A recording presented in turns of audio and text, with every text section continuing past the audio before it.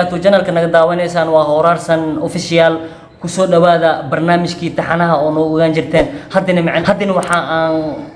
aan fursad u helnay nin qurbo joog ah inaan helnay macna oo qurbaha ka imaadeen inaan wareysan macna ku soo dhawow maslax Carla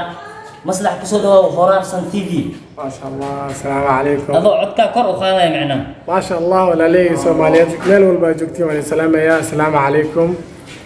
ورحمة الله وبركاته waxaan leeyahay maanta daawada أنا waxaan ku weydiinaa maslax Carla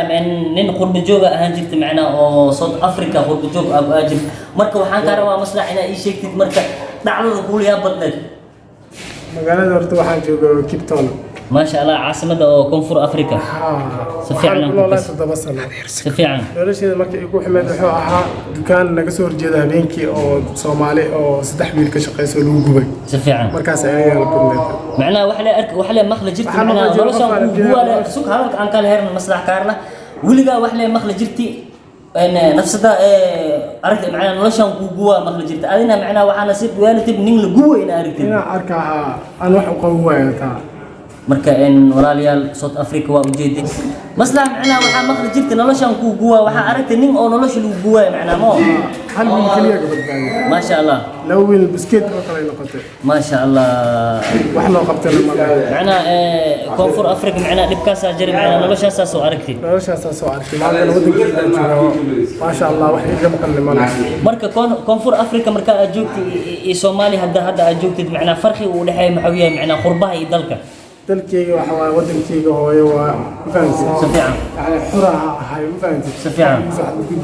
laakiin wadanka sheesheeya ka imaaday waa wadan ajnabi ah waa kasi anaga waa dadka Soomaalida zaa'ida warta loo dilaabo سفيعا qof qabatana ma leh سفيعا anaga dawlad oo xoog ma qabno سفيعا marka waxaan leeyahay nin walba oo maanta qurbaha ku maqan waxaan leeyahay wadankeena wax ka midaamo ma leh معناه هذا waxaa taagan tahay miya Soomaaliyeedo toosoo isku tiirsanaye hadbakiina taageerane taageerweyne Soomaaliya hanolaato waa kana qurbo joog waay wiligiis waxa uu maqli jiray macnaa noloshan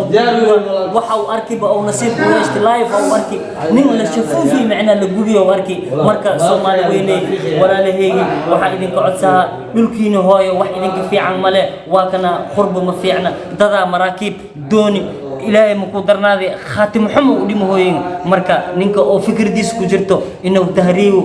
dal shisheeye tago dal shisheeye waxa waaye in dalkaaga ma aha dalkaaga wax ku roon male macnaha in waxa idin dhahaa nin kasta Soomaali ah dalkiisa ilaahow